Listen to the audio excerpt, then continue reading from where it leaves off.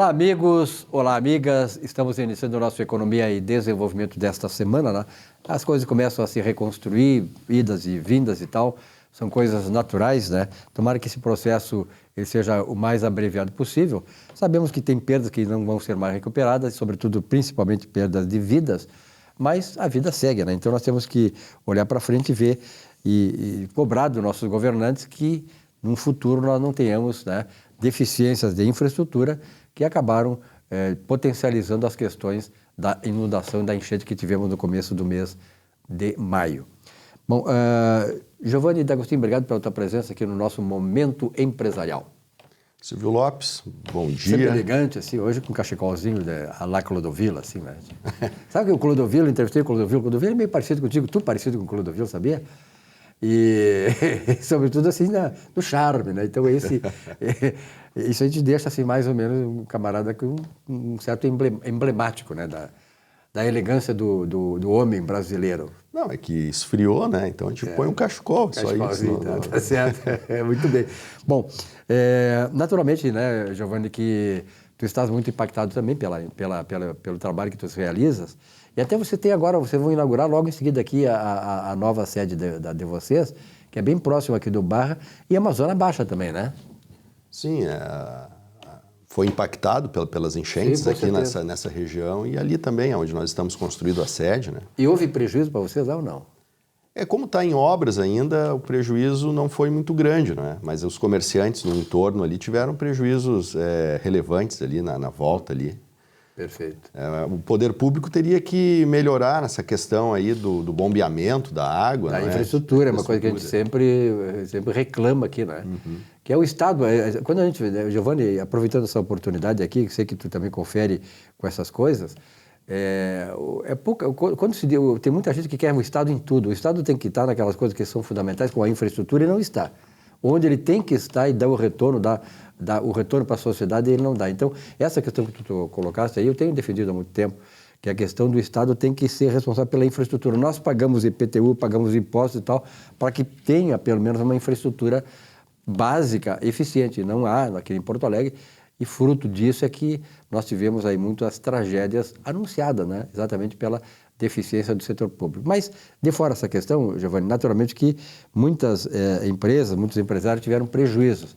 Como é que tu está vendo essa questão? Bom, muitas empresas, muitos empresários, né, muitas pessoas em geral tiveram prejuízos, não só a questão do prejuízo, né, porque prejuízo se recupera, mas muitas pessoas perderam tudo mesmo, né, talvez a condição de reiniciar, pelo menos no curto prazo, né. O Estado foi muito atingido, né, tu imagina ali em Lajeado, grande, né? Impacto muito grande, né, Arroio do Meio, Lajeado, né? Eldorado do Sul aqui teve muito prejuízo. Eldorado do Sul já praticamente não existe mais a cidade, né? E Porto Alegre também, várias áreas de Porto Alegre foram absurdamente atingidas, né? Então é um momento mesmo do Estado, Estado eu quero dizer União, Estado, município, poder público em geral, precisa auxiliar materialmente, né, nessa reconstrução.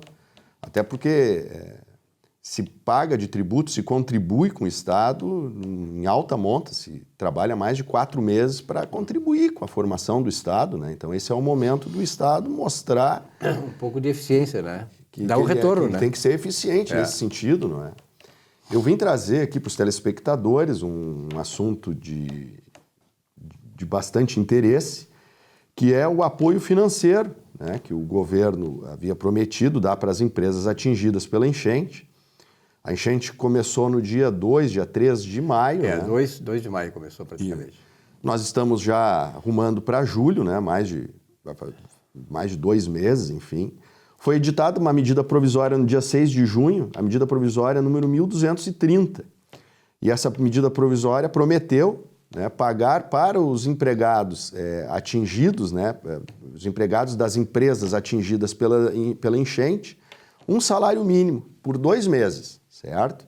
Então são R$ 1.412 que esses empregados vão receber no mês de julho e no mês de agosto, referente à folha de pagamento de junho e de julho. Tá? Uhum.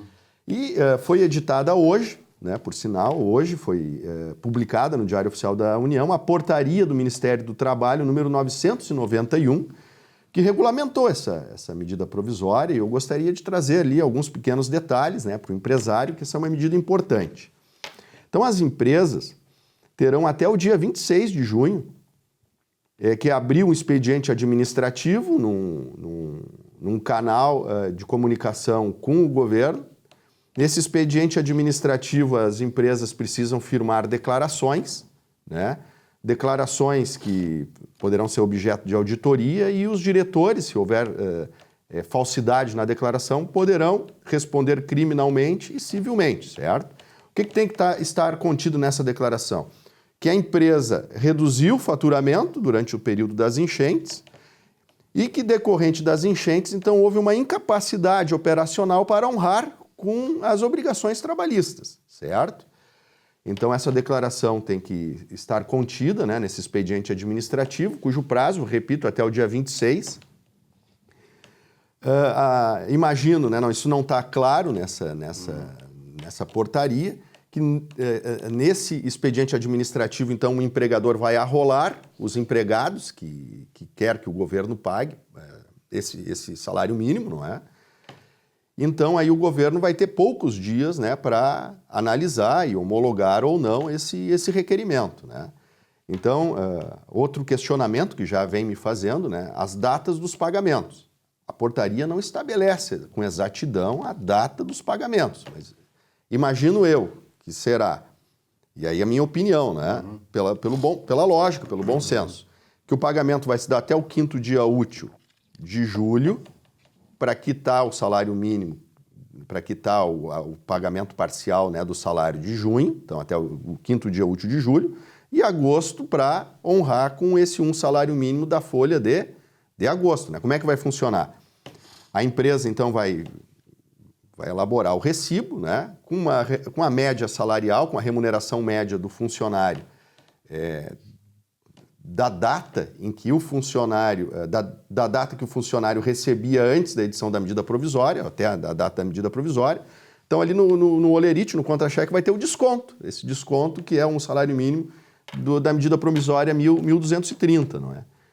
Então, aí a empresa paga o valor líquido e o governo vai pagar ali na frente, né?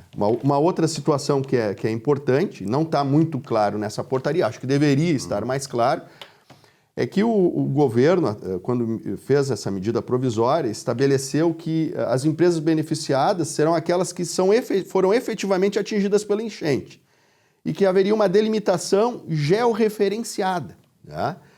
E tem um anexo da portaria que fala nisso aí, mas são termos tão técnicos, né? Não existe objetividade acerca de quais as empresas, né?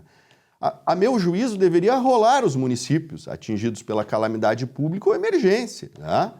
Porque mesmo que a empresa não tenha sido diretamente afetada, indiretamente afetada fomos todos nós, né? No município de Porto Alegre foi afetado, né? Tu imagina Guaíba, né? Canoas, enfim, e tantos outros municípios. Então, acho que o governo devia incluir nesse benefício todas as empresas com sede ou com estabelecimento naquele município, né?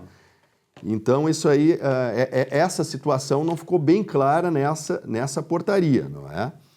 Outra informação importante para o empresário é que o empregado que receber essa quantia, ele tem estabilidade de 4 meses.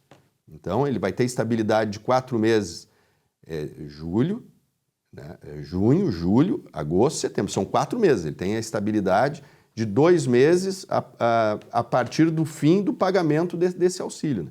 Então, a empresa tem que dar estabilidade na prática de 4 meses para o empregado. Então, isso é uma outra situação que é importante, não é? O empresário, antes de tomar a iniciativa de fazer o pedido do auxílio, né, ficar ciente, não é? E aí é importante isso, desculpa te interromper, o importante é o seguinte, tudo bem, vai dar a estabilidade por 4 meses, mas é preciso que o governo também busque viabilizar a sobrevivência da empresa, tá? Nós sabemos muito, o governo tem muito, estou vendo muita forma de o governo tentar se eximir da culpabilidade, sobretudo do governo federal, tá? Da sua também responsabilidade sobre isso.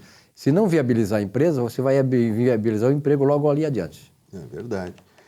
E tem uma outra restrição, né, que me parece que estão restringindo, o governo está restringindo bastante o ingresso das empresas nesse benefício aí. Na verdade, não é das empresas e dos empregados, né? Porque sem empresa o empregado não recebe salário, não tem emprego. Claro. Não é?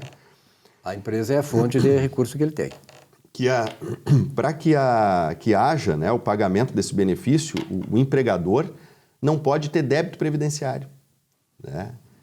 Então, isso é uma restrição. Nós estamos saindo do período de pandemia. Aqui no Rio Grande do Sul nós tivemos estado calamitoso agora em janeiro, em setembro do ano passado, não é? Então, daqui a pouco, alguns setores da economia estão tendo problema fiscal e não pode aderir nesse momento tão importante, não é? Uma paulada em cima da outra, uma paulada em cima da outra, né? Então, acho que essa medida provisória está no Congresso para análise. Eu acho que seria o caso que, nessas excepcionalidades de catástrofes, né? Se abrir mão, né, de algumas exigências, né, como, por exemplo, o certificado de regularidade fiscal. Né? Até porque, né, para mandar dinheiro para Venezuela, para Cuba, se mandou milhões e milhões de dólares, né, até as bilhões, e agora para auxiliar empresas brasileiras que dão empregos aqui, geram receita aqui, tem toda essa missa aí. Sempre a gente sabe o que está por trás disso. Então, o recado final, né, o prazo é muito exíguo, né, veio tarde essa medida. É verdade. Né, foi regulamentada muito depois, né, da catástrofe, ainda estamos em reconstrução, e o prazo é super exíguo, né, até o dia 26 para proceder e com expediente de requerimento, né, e então ainda tem outras tantas nuances aí que é importante o empresário estar ligado. Ligado a isso aí. Se liga. Se liga, empresário. Então tá. Giovanni, um abraço, até a próxima oportunidade. Um abraço, Silvio Lopes, tudo de bom. Olá, ao longo da história, os homens vêm buscando harmonia com a natureza e com a sua própria identidade. Nessa luta, a fé tem exercido importante papel no sentido de explicar sua origem, razão de ser e o seu destino final. Ligado ao pensamento de Aristóteles, Tomás de Aquino, no século XIII, descartou a existência de conflito entre a fé e a razão. Afirmou assim, pelo racional, a existência de Deus, pois a partir dos efeitos a causa é afirmada, dizia ele. Deus é a causa de tudo, diz Aquino, mas não age diretamente nos fatos. Portanto, neste momento trágico em que vivemos, lembremos-nos disso. Além do nosso livre-arbítrio, dado por ele, inclusive para negá-lo, estamos dia após dia expulsando Deus de todos os lugares. Esse distanciamento entre a criatura e o Criador teria de sofrer consequências. É lógico, a fé, afinal de contas, também é razão. Tem causa e tem consequências, segundo esse reconhecido filósofo. Boa semana. Bom, nesse espaço do programa, estou recebendo aqui o Edemir Simonetti, que é um empresário da área de gastronomia em Porto Alegre. O Edemir, que é uma figura aí já contemplada com várias premiações e tal, é um camarada conhecido no meio, não só aqui no Rio Grande do Sul, como fora do Brasil, inclusive. Edemir, obrigado pela tua presença aqui. É sempre bom conversar contigo, mas claro que num momento de tristeza, porque afinal as tuas operações de gastronomia, de certa maneira, estão localizadas justo na região geográfica que foi atingida pela hecatombe da inundação. Obrigado pela tua presença aqui. Eu que agradeço. Obrigado pelo espaço. Fico muito feliz em poder falar sobre os nossos negócios que estão saindo da água devagarinho. Estão emergindo, né? Na verdade é que tem o 360, que é lá no gasômetro, né? Esse é literalmente sempre dentro da água. Esse estava sempre dentro da água, ele estava só esperando subir, né? Tem o chalé da Praça 15, famoso chalé da Praça 15, né? Tem o Guapo, que é aqui no Praia de Belas, ao lado do Praia de Belas. Isso.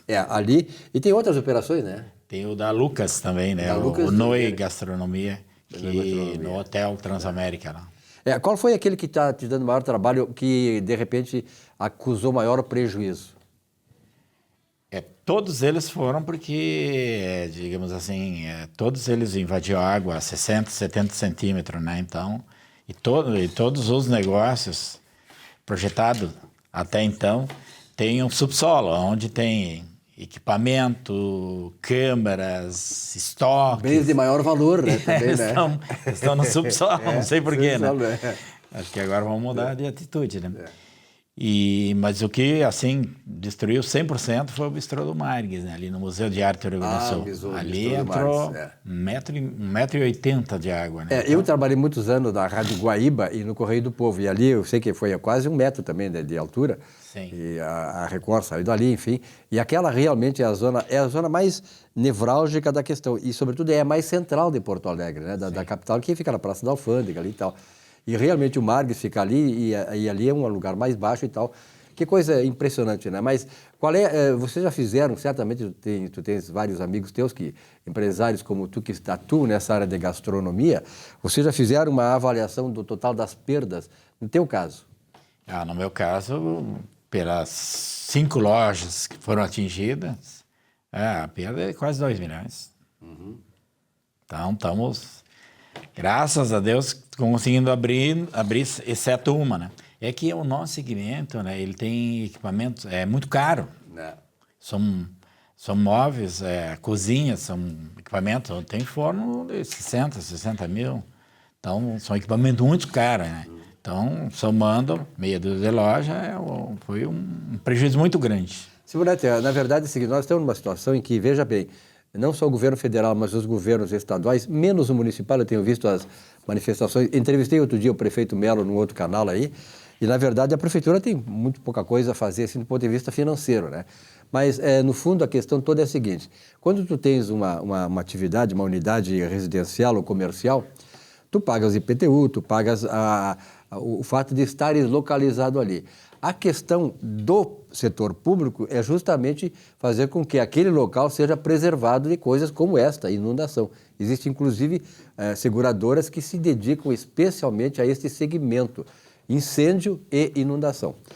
Bom, e nesse caso, aí é que está o problema central, o fulcro da discórdia, que é a questão de quem é a responsabilidade. Claro, a natureza, as questões climáticas é uma coisa. A outra coisa é a estrutura pública que é necessária, que é fundamental e que é financiada, inclusive, pelo IPTU que tu pagas. Quer dizer, nesse ponto de vista, a responsabilidade é do setor público. Sim, é que, inclusive, tipo assim, o 360 lá teve um prejuízo grande em equipamento, motores, deck, reabriu. Mas lá tu já está sabendo que está dentro d'água, né? Então é uma coisa meio de risco do empreendedor. Risco calculado. Mas do muro para cá, falhou, né? Do muro para cá, falhou, né? Então a gente vai ter que... E aí não é a natureza, né? Não é a natureza, é a falha das estruturas municipal, estadual, enfim, né? Então é um erro do governo municipal, estadual, enfim. Municipal, Então, esse questionamento a gente está fazendo com o seguro também, porque choveu, mas não foi da chuva aqui, né? Foi da vazamento de água, teve uma certa vazamento, né? Foi então, da infraestrutura que deveria conter essas coisas. Quer dizer, a infraestrutura, no caso que nós estamos falando que previne inundações, ela prevê dragagem do rio, que não foi feita há 10 anos, enfim, essa coisa toda. Prevê não só, mas na área urbana prevê obras, né, de bueiros, essas coisas de contenções e tal, que não foram feitas. Sim. Inclusive, há um projeto que foi engavetado lá no governo Dilma, e que resolveria esse problema. E esse projeto também foi engavetado. E aí? E tu vê o centro histórico, né, e o 4º distrito, que o centro histórico estava num processo até 2014, ele teve uma organização para a Copa do Mundo, ele despencou e agora tinha o quadrilátero central, está num processo de recuperação. Aí vem uma tragédia dessa.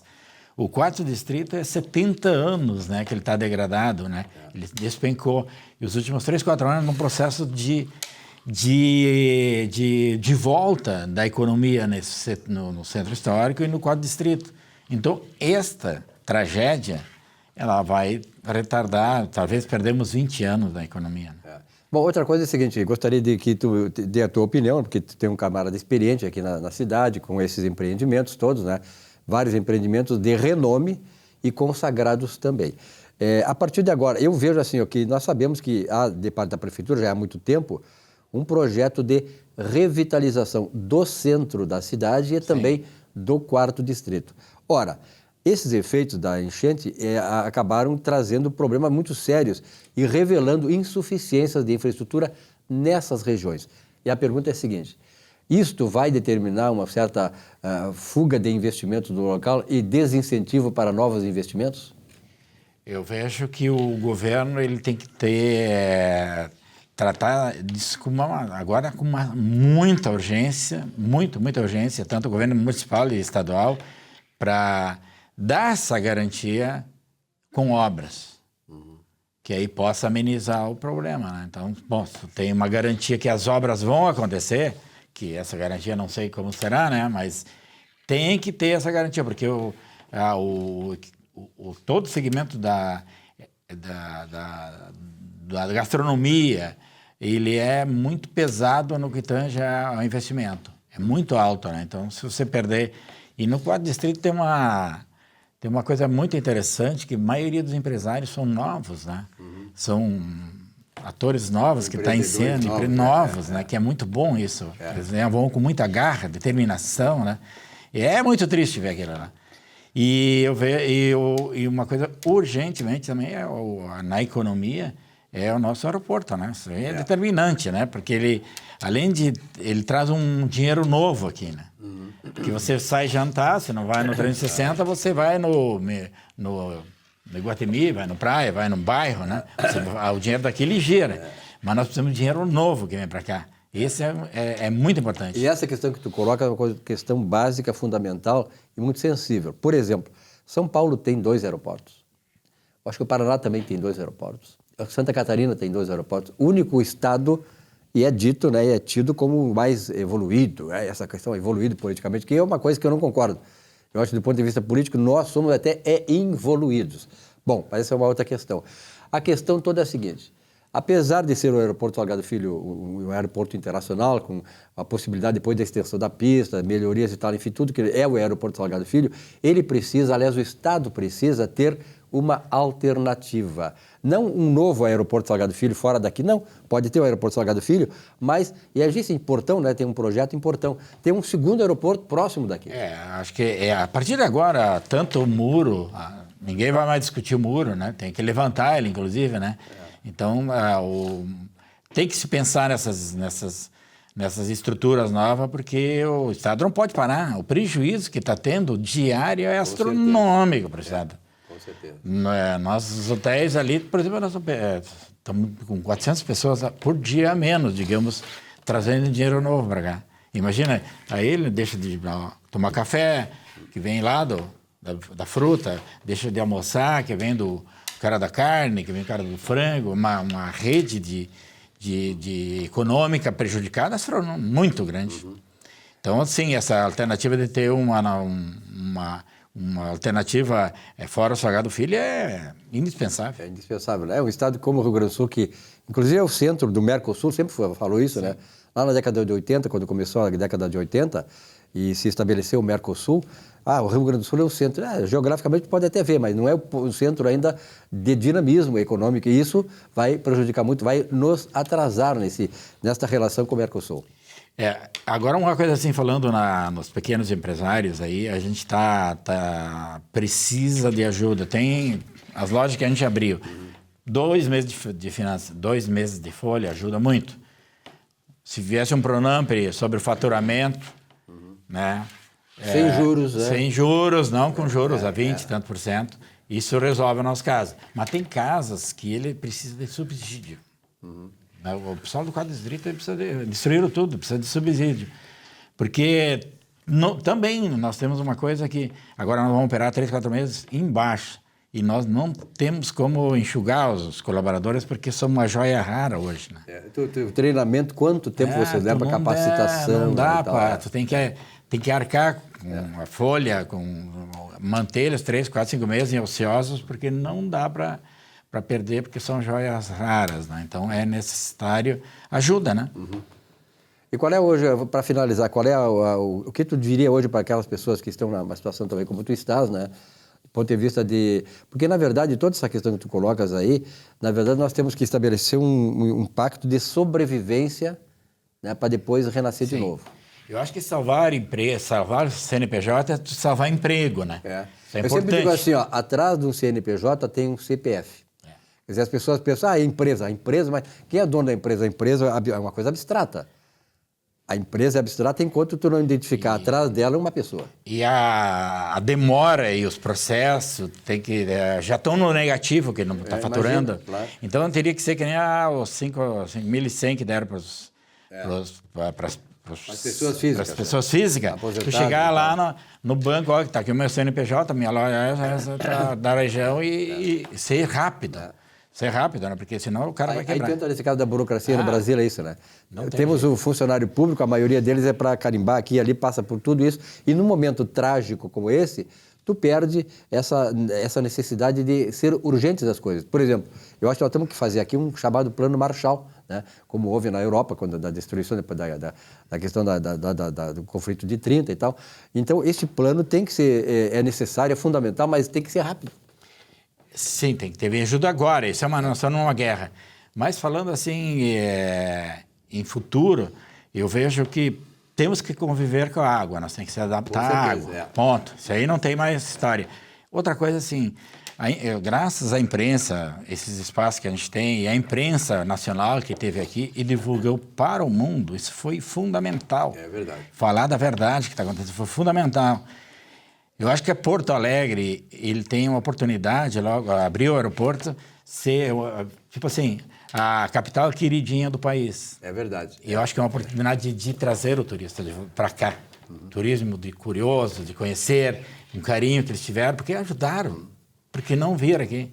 Então, acho que isso é uma alternativa logo ali. Aproveitar, né? Aproveitar essa oportunidade. Acho que ela ficou uma queridinha do país, assim, eu vejo uma oportunidade de trazer muito turista para cá. Simonete, obrigado pela tua presença aqui, eu te agradeço muito, porque afinal de contas o Simonete realmente ele simboliza, né, todo esse lado, assim, digamos assim, do entourage de gastronomia do Rio Grande do Sul, que é hoje uma das gastronomias mais procuradas. Tu vai fora aqui do Rio Grande do Sul, antigamente, eu me lembro que eu viajava muito por causa dos meus jornais, eu trabalhava no Globo, no Jornal do Brasil, e as pessoas identificavam o gaúcho com o churrasco. Hoje não, o gaúcho, além do churrasco... Muito mais coisa, muito, né? Além. Muito além. Tem praticamente todas as etnias, tem restaurantes de bairro maravilhosos, a cidade se transformou nos últimos 15, 20 anos aqui. Por isso ela tem mais gordinho também, né? É que tem que degustar, né? De bar em bar. É verdade. Isso acabou trazendo que um pouco o pessoal aumentou o peso aqui em Porto Alegre. Simonete, um grande abraço, sucesso lá para ti. Virar mais vezes, vou te trazer mais seguido aqui, porque realmente esta área de gastronomia é importante, não é por questão da comida e tal, mas é também porque atrás desse segmento existem almas, existem pessoas, existe coração, alma, e pessoas que apostam muito, né, na sua capacidade e tal, e contribuem para a sociedade, contribuem para o Rio Grande do Sul e contribuem para que Porto Alegre seja hoje o que ela está sendo em termos nacionais e internacionais. É isso aí. Vamos salvar os empregos, que é dignidade para as pessoas. Um grande abraço. Um abraço. Até Obrigado. a próxima. Até. Muito bem, esse espaço aqui, o Economia e Desenvolvimento, nós estamos há 23 anos no ar, começamos lá na virada dos anos 90 para os anos 2000, e realmente esse programa tem se caracterizado ao longo desse tempo, né? Começamos lá na TV Guaíba, TVE e tal, essas questões todas, e viemos evoluindo. Hoje estamos nas redes sociais, que é, né, uma consonância com tudo que está acontecendo no mundo. Esse propósito do programa é justamente trazer, inclusive, novos segmentos, novas lideranças, novos empreendedores, né? E é o caso de hoje. Eu estou recebendo aqui o Johan Castro. Johan, obrigado pela tua presença. Um gurizão aí desses aí que está hoje sendo um dos empreendedores de mais êxitos aqui no Rio Grande do Sul pelo que está fazendo lá. A AM Company, é isso, né? Isso. Prazer em te ter aqui. Digo mesmo. Me diz uma coisa, Johan, o que faz a AM Company? O que ela se propõe a fazer? Vamos lá. Cara, diferentemente das agências tradicionais de marketing, a AM é uma assessoria de marketing bem focada na qualificação de demanda, na geração de demanda qualificada, né? Uhum. Então, a gente traz para os negócios Vocês parceiros... geram demanda, é uma coisa importante isso, né? Geração de demanda, né? Eu posso falar que a gente faz tráfego pago, claro, que a gente cuida das redes sociais, mas, cara, foco é geração de demanda, né? O que a gente faz é alavancar as vendas dos nossos parceiros através dos nossos meios, que são as propagandas nas redes sociais, né? Aqueles patrocinados no Instagram, que toda hora aparece. A gente cuida dessa parte, Mas nossa especialização mesmo é na geração de demanda qualificada, não só... E é importante, né? Eu como economista, a gente sabe que a questão a demanda, na verdade, é que manda tudo, né? Hoje, a oferta não cria a sua própria demanda. A demanda é que força a criação de oferta. Ou seja, muitos produtos e serviços acontecem na economia porque, de certa maneira, foi demandado por um cliente, alguma coisa que criou alguma coisa e tal. Mas, de qualquer maneira, né, Johan, essa criação de demanda é uma coisa importante, inovadora, né? Importante você trabalhar uma coisa inovadora. E toda empresa hoje que quer crescer, que quer evoluir, que quer aumentar sua demanda no mercado e ter sucesso, né? E ter êxito, ser eficiente, ela precisa disso. Precisa porque não existe outro meio de maior potencial do que os anúncios, né? Tu pensa, antigamente se entregava panfleto, né? Eu sempre dou esse exemplo. Se entregava panfleto, você botava em outdoor. Se for parar em outdoor, teu gasto vai ser em vão, porque ninguém, de fato, vai consumir. Pode consumir um que outro, mas não é mensurável. Isso é importante, não é mensurável. E a mesma coisa os panfletos, né? Tu vai pagar alguém para entregar e se alguém, muito provavelmente, vai entregar de qualquer jeito, nem aí o resultado ele também não é mensurável e é bem possível que tu não tenha resultado. Nos anúncios a gente tem como mensurar absolutamente tudo, né? Eu tenho como saber quantas pessoas tu atingiu, quantas pessoas se envolveram com o teu anúncio, quantas pessoas entraram em contato. Então a gente consegue, através dessas métricas, fazer todo um trabalho para... Uma medição toda disso aí tudo, né? Para potencializar os resultados, exatamente. E hoje não há, eu vejo assim, atuando nesse mercado há muitos anos, eu vejo que não tem como a empresa hoje que quer ter sucesso, que quer ganhar mercado, que quer se estabelecer no mercado, que ela evite, né, utilizar esses meios. Porque, na verdade, é o seguinte, tu é um guri novo, tá? Tem 20 anos? 20 anos. 20 anos, olha só, acertei. 20 anos. Eu tenho 72, quer dizer, pouca diferença, né? Mas tá conservado. É verdade. Então, olha aqui, o que acontece? Nós, a minha geração, passou por vários momentos, nós somos uma geração que passou por tudo tudo que poderia se imaginar, né? Passamos por uma década que foi a década de 80, que foi considerada a década perdida. Enfim, por várias razões. E hoje nós estamos vivendo assim, né, como ainda participando desse mercado, vendo quantas transformações aconteceram e quantas oportunidades os jovens como tu têm exatamente no mercado. Eu, por exemplo, assim, muitas vezes eu não consigo entender desse mercado, mas vocês entendem porque vocês nasceram na geração da internet, das redes sociais. Eu tive que aprender e apanho muito com relação a isso. É facilitado para nós, né? Essa questão de entendimento referente às redes sociais, mas ao mesmo tempo que isso é positivo, isso pode ser um pouco negativo para o mercado em si, né? Porque surgem, por exemplo, hoje se tu chuta uma árvore, cai 5 donos de agência de tráfego, né? É bem comum. Mas é uma depuração disso aí tudo, né? E isso, na verdade, é positivo e negativo, né? É negativo para quem contrata o serviço de uma agência, às vezes... Um guri que não estudou nada, não sabe de fato o que está fazendo, né? Não existe um estudo sobre negócio, sabe fazer anúncio e ponto. Isso acaba frustrando o empreendedor que vai lá e contrata serviços, mas ao mesmo tempo vai abrindo mercado, vai dando mais visibilidade para o mercado. Porque se tu for olhar bem, hoje, no meu segmento, a maioria dos meus concorrentes é jovem também, né? O mais velho dos concorrentes que eu conheço tem 28 anos, entende? Veja só. É uma guerra de guri, né? É gurizada. Isso é muito bom, isso é muito legal mesmo, esse tipo de empreendedorismo. E aí vejam bem a questão do empreendedorismo, que é um termo muito recente que se usa, né? Antes eram novos empresários, novos executivos e tal, hoje é o empreendedorismo. O empreendedorismo, ele engloba toda essa questão, né?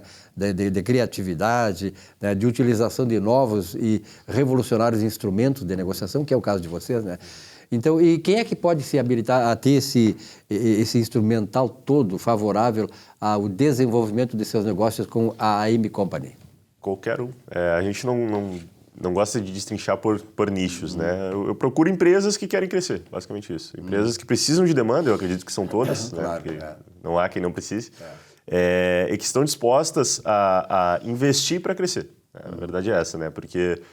é muito necessário, é algo que em algum momento a pessoa vai acabar investindo, né? Isso é um fato. Em algum momento as pessoas vão investir em anúncios, né? Pode ser em um momento favorável, em um momento em que o negócio está girando, mas quer crescer, ou em um momento em que o negócio depende de vendas e não estão saindo as vendas, né?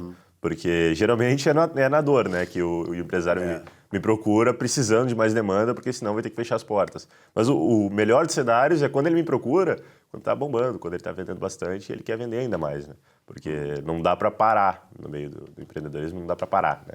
Sabe melhor que eu. Eles são tão espertos que eles estão aqui localizados aqui ao lado onde nós gravamos aqui no estúdio do Lucas, no Barra Shopping, e eles estão lá em que andar?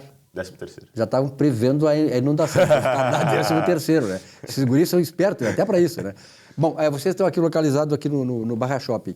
E me diz uma coisa, de certa maneira, de algum modo, a inundação, essa enchente que houve, acabou trazendo prejuízo para vocês? Sim, porque afeta o comércio, né? Mesmo que a gente não tenha tido clientes que foram, por exemplo, que alagaram, Sim, não claro. tivemos, temos clientes no centro, mas em ruas que não alagaram, né? Mas como afeta o comércio fortemente, decai as vendas e é um momento onde o empresário ele fica em estado de calamidade, né? Ele desperta um certo medo nele e ele passa a não querer investir em certas áreas, né? E o marketing é marketing imposto, né? As duas primeiras coisas que cortam, né? Quando dá uma coisa dessa. Então, acabamos perdendo clientes por conta do medo em si. Não por conta das águas, mas o medo que gerou depois que as águas baixaram, né? Na verdade, assim mesmo, eu moro aqui na Padre Cacique, eu tive que sair de casa, fiquei 10 dias fora, saí de barco, teu neto aí sabe, ele que aliás, você me socorreu. Eu Aqui tava lá. ele me socorreu. Ali, pessoal, a maioria saiu de barco.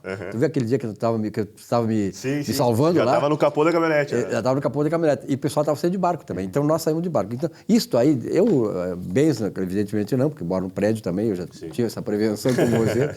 Mas, de qualquer maneira, a gente sofre o efeito emocional de tudo. Porque tu vê uma tragédia dessas acontecendo ao teu lado, né, junto, de certa maneira, afetando teus amigos, teus parentes, enfim, teus seres humanos, que sofreram perdas terríveis, né? Aqui tivemos agora há pouco um empresário falando da área de gastronomia sobre essa questão.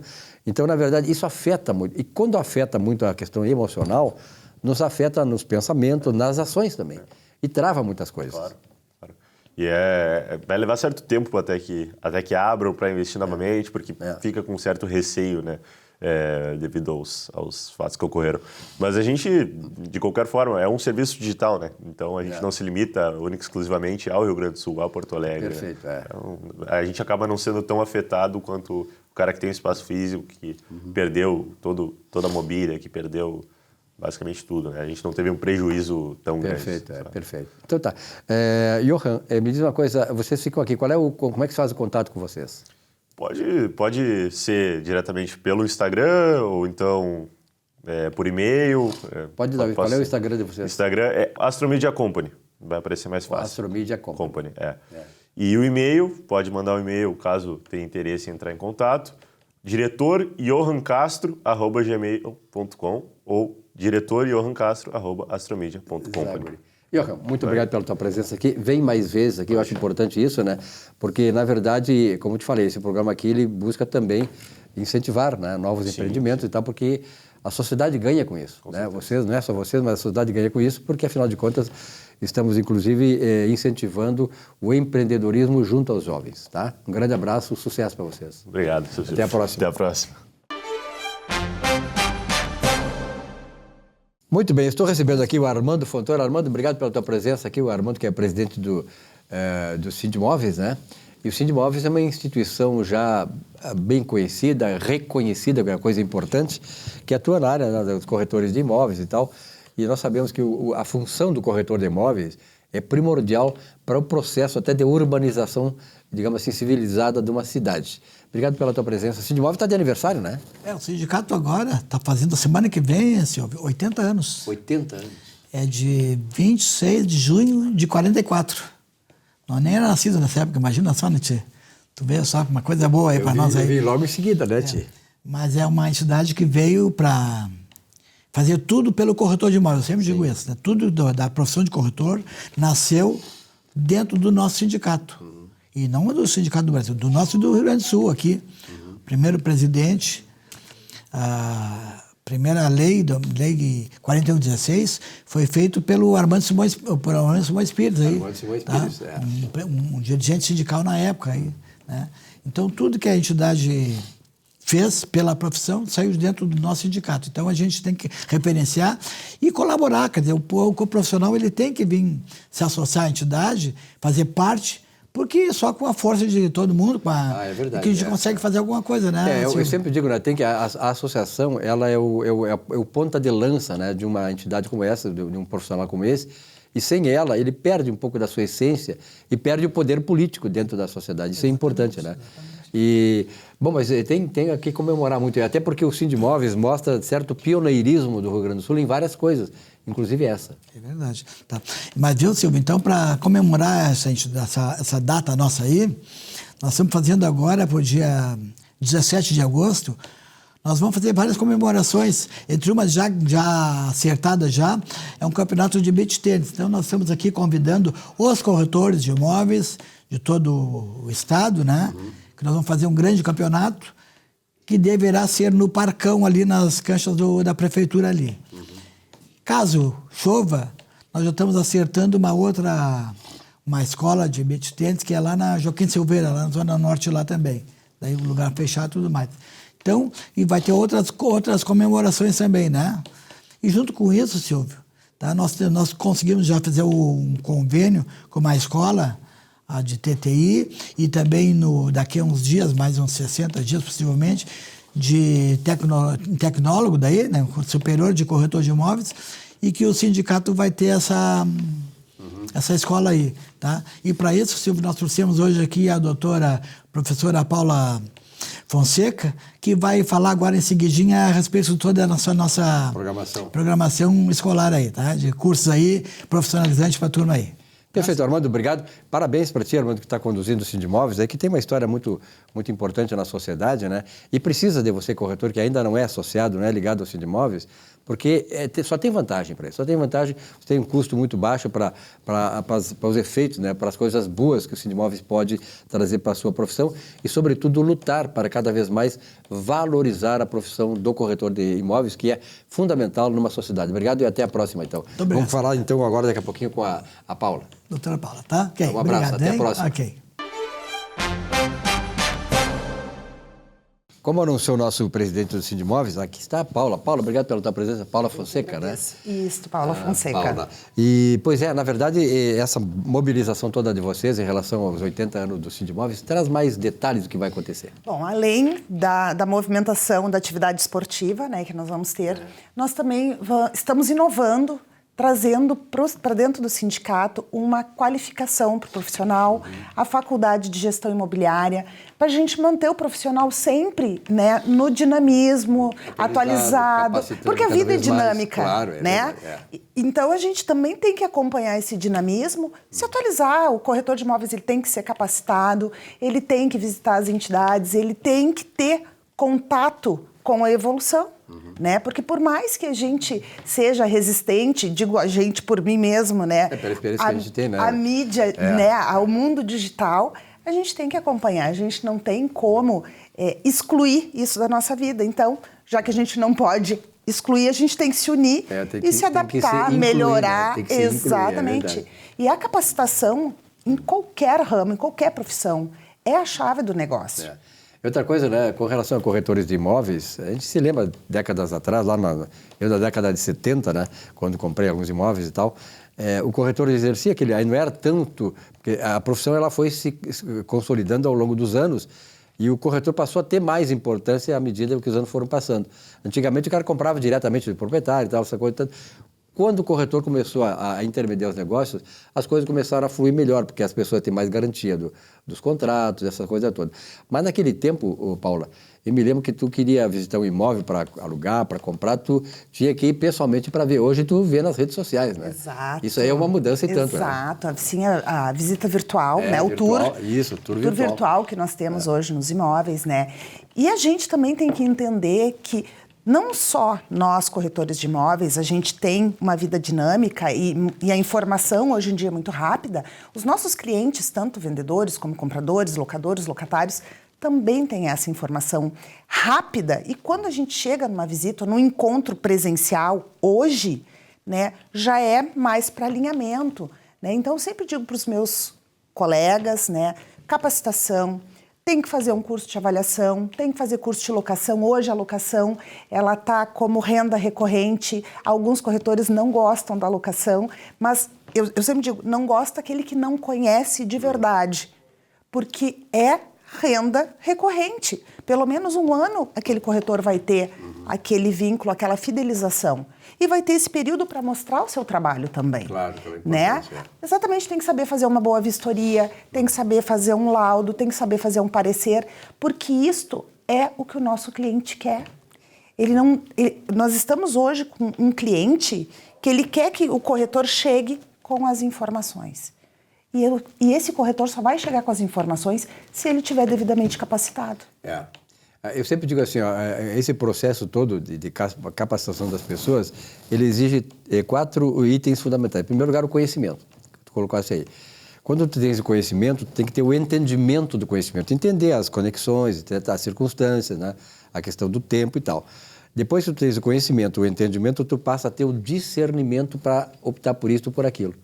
Né? E aí você vai agir diante de todo esse processo todo com melhor satisfação para você e para o cliente. Claro, exatamente, é muito importante hoje a gente tentar pessoalizar novamente as relações. E a gente só consegue pessoalizar se a gente tiver persistência em se aprofundar no conhecimento. Porque ninguém sabe não existe uma pessoa no mundo que saiba tudo de tudo. Né? A gente sempre tem alguma coisa para aprender, a gente tem alguma coisa sempre para ensinar, mas para aprender também. Então, é de extrema importância. Né? Hoje a gente tem aí o YouTube, que tem várias videoaulas, claro que tem coisas que são descartáveis, mas tem coisas muito importantes. Temos os cursos no Sindimóveis, os cursos no Sindimóveis serão virtuais e presenciais. Né? Então, aquelas pessoas que têm dificuldade com o mundo digital, com o computador, vai ter oportunidade de estar presente em sala de aula, né? Não só para o conhecimento, porque a sala de aula acaba sendo um network, né? Onde a gente troca ideias, a gente acaba conhecendo outras pessoas e outras possibilidades também se abrem, né? Com o contato pessoal. Perfeito. Paulo, alguma coisa que tu queira acrescentar que nós não falamos? Quero convidar, né, todos os corretores aí para vir para a nossa turma aí, para a gente seguir essa capacitação, para não desistir. A profissão não é fácil, mas ela é de realização. Ela é encantadora. Ela é encantadora. Ela é encantadora. É. Eu nasci no meio imobiliário e já me aposentei no meio imobiliário, mas aposentar no sentido de contribuição INSS, né? Mas continuo trabalhando. Gosto muito da atividade profissional, porque é uma realização não só para a gente, mas para o nosso cliente também. E, na verdade, vocês ajudam as pessoas, as pessoas de modo geral, né, a realização de seus sonhos, não é isso? E agora, com a calamidade que aconteceu, né, a gente teve muito acabamos sendo o socorro nas locações. Muitas pessoas que foram vítimas, né, que perderam suas casas, enfim, seus pertences, optaram pela locação. E quem não estava capacitado para isso, deixou de ter uma oportunidade. É verdade. Tem que estar sempre pronto que a oportunidade vem, né? Exatamente. O caminho está aí, você tem que estar apto a recebê-lo. Tu só vai reconhecer uma oportunidade se tu estiver capacitado para isso. Se tu não tiver, tu não vai reconhecer ela. Tu não vai te conectar com ela. Exato. Tá certo. Paulo, muito obrigado. Eu Prazer que te conhecer pessoalmente. Eu acho importante a forma, inclusive, como tu passaste essas informações. E, sobretudo, eu queria cumprimentar o presidente Armando Fontoura, porque, na verdade, a gente fica feliz quando vê uma instituição como o Sindimóveis crescendo, se valorizando e, sobretudo, se voltando a atender a demanda dos seus associados. E o Sindimóveis está fazendo isso aí hoje. Sim, nós... Parabéns para vocês. Obrigada. A gente agradece a oportunidade de estar aqui com vocês. Até a próxima. Obrigada. Muito bem, para encerrar o nosso programa desta semana, recebo aqui o Gustavo Bernardi. Doutor Gustavo Bernardi, como é que vai, meu amigo? Tudo bem, Cílio, tudo bem, graças a Deus. Bom, o Bernardi tem várias atuações, não só aqui em Porto Alegre, mas na região metropolitana. Como é que tu está vendo assim? Porque, na verdade, né, Bernardi, a região metropolitana, sobretudo em torno de Porto Alegre, foi muito afetado com relação às inundações, à enchente e tal. E, naturalmente, isso é uma coisa humana, né? As pessoas ficam muitas vezes impactadas de maneira negativa com relação a isso. E no meio empresarial não é diferente, são pessoas humanas também, então isso aí acaba tendo um impacto muito direto nas emoções, no ânimo e tal das pessoas. Como é que tu está vendo este retorno àquilo que se poderia chamar de uma vida normal? Muito difícil, Silvio. Sabe que a gente atua na área do direito imobiliário, né? O meu escritório atua essencialmente em empreendimentos imobiliários, né? Então a gente verifica que algumas cidades tiveram um impacto que não vai ter retorno, né? Por exemplo, Eldorado do Sul, Canoas, Alvorada, algumas regiões de Porto Alegre, Gravataí, né? Vai demorar muito para voltar à normalidade. Para te ter uma ideia, o grande problema hoje das empresas está sendo as rescisões contratuais. Promitentes compradores que compraram lotes em condomínios que estão sendo executados ali em Eldorado do Sul, Canoas, Gravataí, esses promitentes compradores, com medo da inundação, estão querendo rescindir os seus contratos, né? Estou falando de condomínios que ainda não foram instalados. E na mesma linha, né, muitos empreendimentos que seriam instalados agora no segundo semestre de 2024, no ano de 2025, vão ser descontinuados, né? Isso é uma grande perda para o empresário. Para te ter uma ideia, existem condomínios, loteamentos que demoraram 5, 8, 10 anos para obter a licença de instalação, né? Hoje está cada vez mais difícil você aprovar um empreendimento imobiliário de parcelamento do solo no estado do Rio Grande do Sul. A burocracia é muito grande, a questão ambiental é muito séria, né? As contrapartidas que se exige do empresário são cada vez mais altas e isso torna também cada vez mais caro o metro quadrado de solo. Então, o que eu vejo hoje é uma grande dificuldade em harmonizar o medo dessas pessoas em comprar, a descontinuidade dos empreendimentos, mas, em especial, a descrença do potencial comprador naquela localidade em que sofreu a enchente, em que a enchente teve efeitos, né? Isso vai trazer um custo para o futuro. E os investimentos que estavam programados aí, o quarto distrito naturalmente vai ficar muito marcado por isso, né? E nós sabemos que havia aquela revitalização do centro, e tal, do quarto distrito e tal. Como é que está, neste momento, assim, como é que tu está vendo a evolução dos acontecimentos? A gente tem acompanhado muito o quarto distrito. E existem dois cenários. Existe o cenário da esperança. Se for observar, quase todos os empreendimentos do quarto distrito eram de pequeno porte. E todo mundo se ajudando para recomeçar. Ontem mesmo estive por lá, né? Acompanhando vários clientes, vários amigos vários projetos que estavam se recuperando. O próprio Instituto Caldeira, a parte do distrito das cervejarias, né? Isso tudo está recuperando. O que me preocupa, Silvio, é o prosseguimento dos projetos imobiliários que estavam programados. Porque o que puxa o progresso da cidade, o que puxa o progresso de uma região é o empreendimento imobiliário. É óbvio que ali no quarto distrito a gente tem uma grande reutilização daqueles imóveis antigos que estavam lá abandonados. Isto é importante. Mas se os projetos imobiliários que estavam previstos para ali não vierem, toda aquela pujança econômica que a gente esperava não vai acontecer, né? O quarto distrito tinha, né, ou espero que ainda tenha, os projetos dos maiores empreendimentos imobiliários do estado, da nossa cidade para os próximos 10 anos. Todos iam sair lá, né? Centro Histórico. O Centro Histórico está na mesma situação. Nós tínhamos projetos maravilhosos para o Centro Histórico. Nós falamos aqui mesmo no teu programa durante todo o ano passado e até mesmo neste ano daquele movimento de revitalização daqueles antigos prédios que eram salas, pequenas salas que estavam abandonados. Aquilo tudo se transformando em kitnets, em apartamentos, revitalizando o prédio, tirando aquele ar pessimista que tinha naquela região ali. Isso tudo muito provavelmente vai demorar um pouco para recuperar. Porque o problema do centro histórico é que as pessoas começam a ter receio de morar no sexto andar de um apartamento em que eles não consigam chegar no caso de uma enchente, né? Então, tudo isso a gente tem visto. Lá no escritório a gente montou o que a gente chama de gabinete de crise. Toda quinta-feira a gente faz uma reunião online com os nossos clientes para discutir justamente essas questões. Como que nós vamos tentar pular por cima disso daí, né? E, claro, depende muito de que o município, né, de que o ente estatal, ou seja, o poder público, dê a segurança de que a gente possa voltar a investir, né? Tu imagina, nós estamos prevendo agora para essa semana, para a semana que vem, a volta da subida do Guaíba, né? Tá, muito bem, ele não vai extravasar, mas olha a questão emocional que isso carrega, né?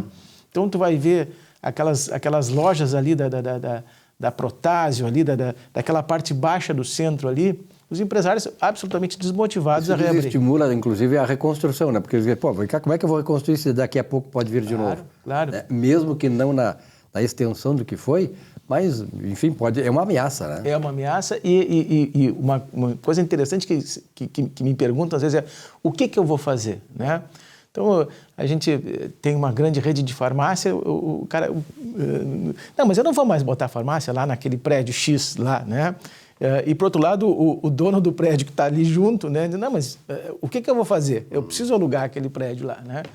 Então, essa questão emocional a gente vai ter que lidar durante algum tempo. E ela só vai ser quebrada se o empresário começar a perceber que o ente público vai buscar soluções para aquela região ali. E é preciso que o ente público, como nós falamos aqui, dê essa garantia, né, de que aqueles projetos que estavam engavetados lá atrás e que poderiam ser, se naquele tempo tivessem sido realizados, poderiam ter evitado, né, muita dessa tragédia que aconteceu.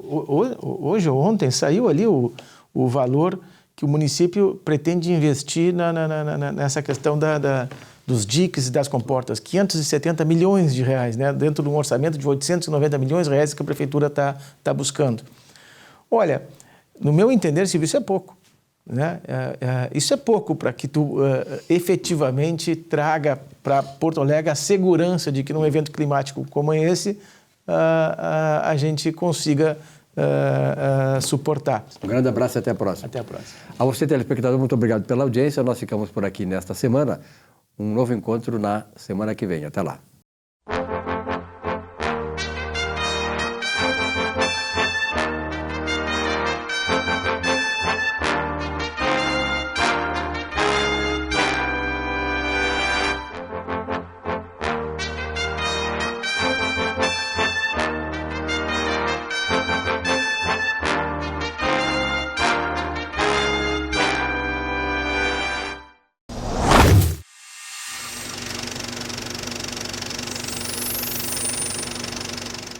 Somos a solução para empresas que desejam modernizar seus processos de comunicação. Solução Mídia Digital.